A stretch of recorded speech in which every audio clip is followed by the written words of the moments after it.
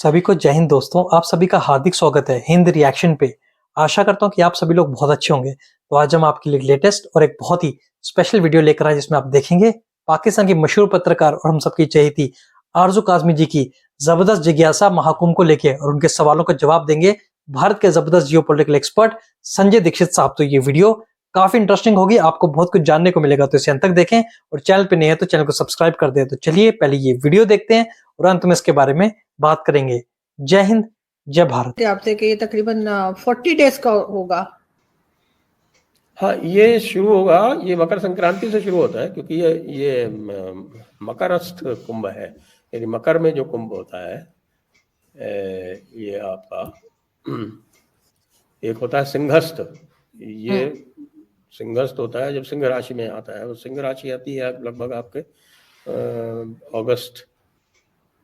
अगस्त के आसपास आएगी ना। कर्क और हाँ वो जुलाई अगस्त के आसपास आती है।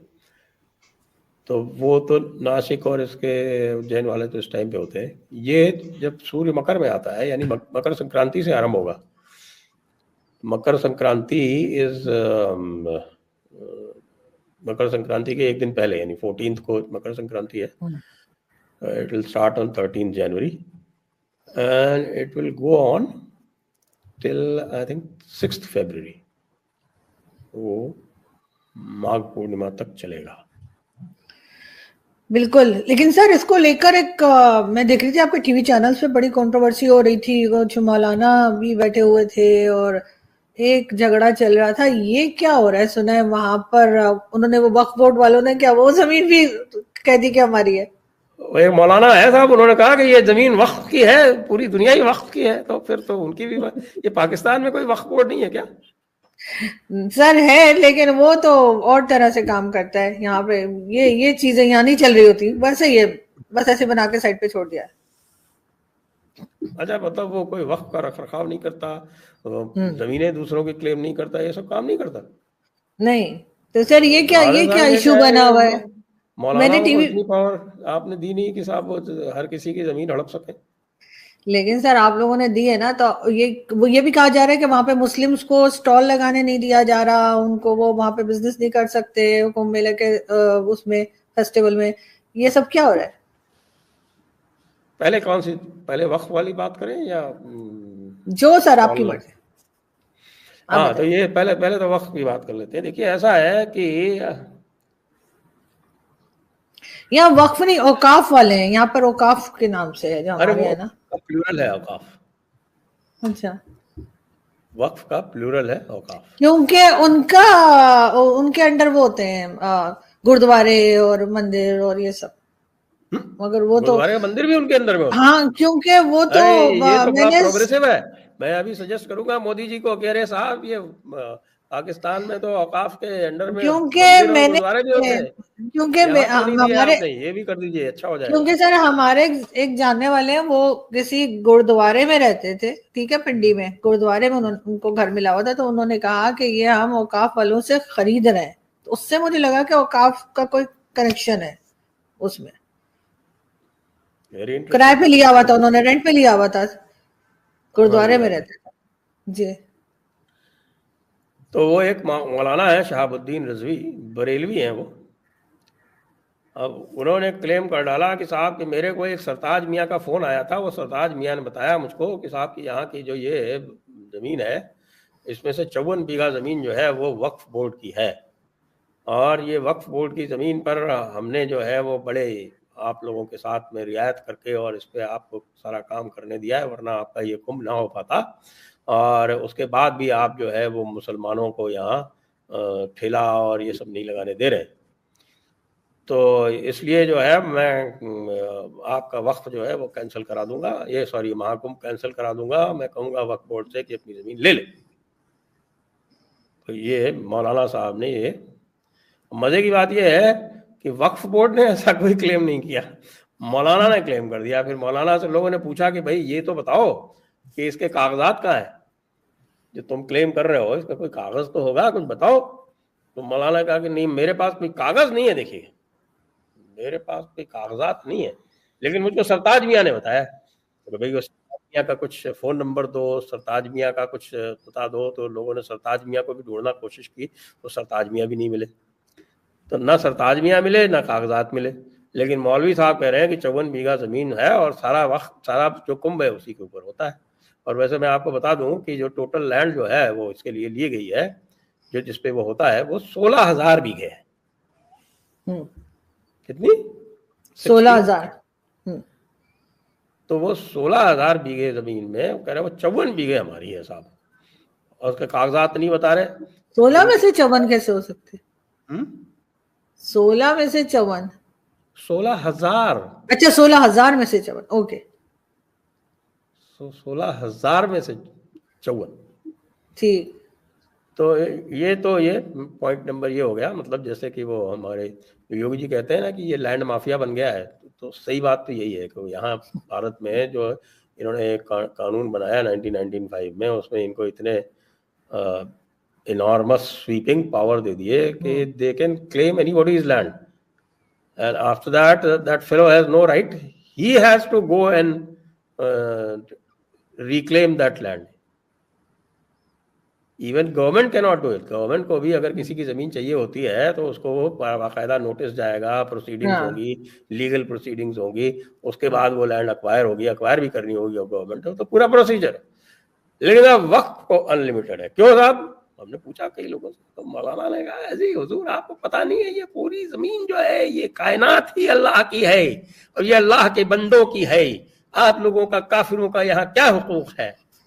चलिए यहाँ से निकलिए, ये हिंदुस्तान भी हमारा है, ये पाकिस्तान भी हमारा है, ये अरब भी हमारा है, चीनो अरब हमारा, सारा जहां हमारा।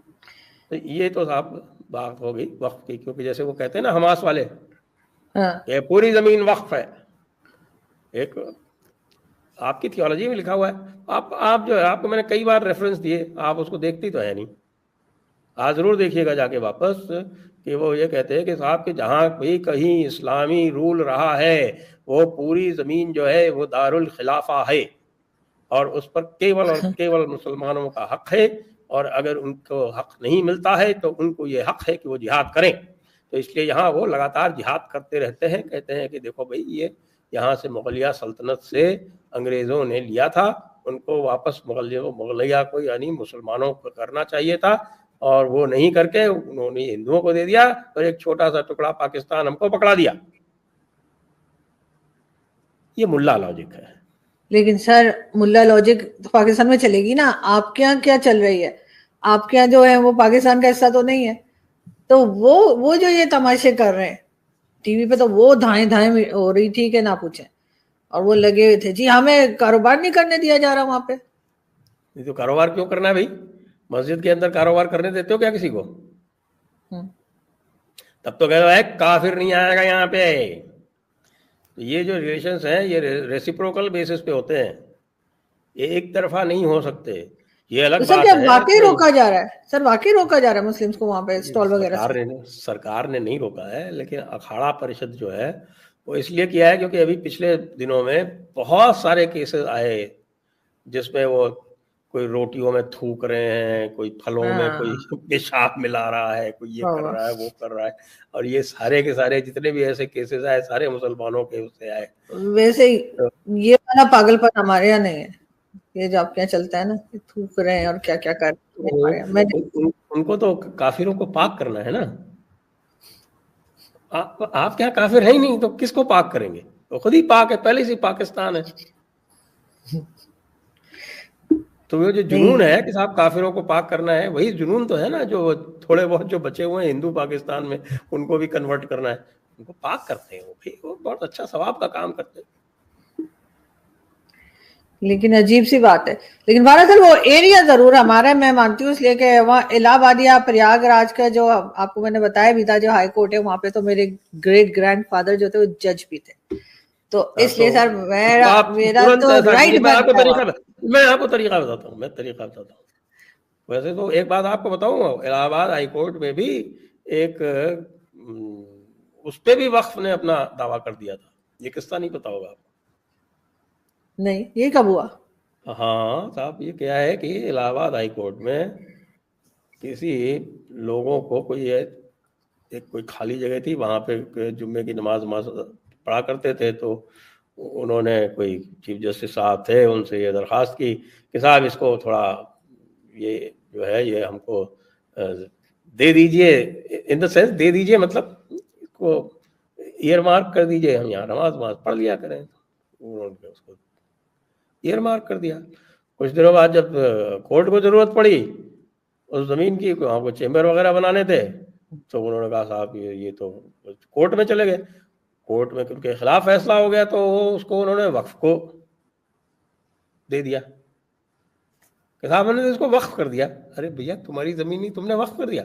हम तो किसी भी ज़मीन में वक्फ कर देते हैं, क्योंकि भाई कुरान पाक में आपके जो है ना, कौन सी सूरत है, 7वीं सूरा, और उसकी 128वीं आयत है, वो कहती है कि सारी ज़मीन अल्लाह की है और अल्लाह के बंदों की है, बाकी किसी का क्या लेना देना। तो इसलिए साहब हम तो यहाँ पे नमाज पढ़ते थे, हमने इसको वक्फ कर दिया। और उसको हाई कोर्ट को छुड़ाने में आगे कोई 15-16 साल लग गए, हाई कोर्ट को खुद को। ये सूरत अल अराफ, क्यों सर, वही तारीख पे तारीख वो चल रहा था क्या? आपको मैं मशवरा दूंगा कि आप मुझको अपना कुरान का ट्यूटर मुकम्मल कर लें। सर मैं ऐसे ही ठीक सारी जमीन तो खुदा की ही की है, और वो अपने बंदों में जिसकी चाहे वो उसका वारिस व मालिक बनाए, और खात्मा बिल खैर तो सब परहेजगार ही का है।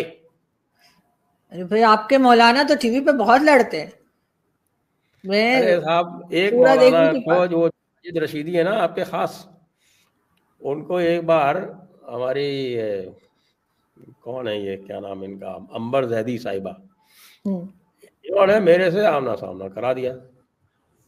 अब वो जैसा वो करते हैं आप जानती हैं उनको, तो मैंने उनकी जो है वो पैजामा उतार लिया और उनको प्रूव कर दिया कि आप मुनाफिक हैं। तो वो तो भाग लिए वहां से कि नहीं, मेरी गाड़ी बाहर खड़ी है, मैं जा रहा हूँ, मुझको तो जाना है किसी चैनल पे, छोड़ के भाग गए। बताइए। तो इसलिए मैं कह रहा हूँ कि साहब मैं साजिद रशीदी से ज्यादा जानता हूँ। तो सर वो बिल्कुल आप जानते हैं, और इसीलिए उनको भागना भी पड़ गया। कहते हैं मौलाना संजय दीक्षित भी बोलते हैं कई लोग।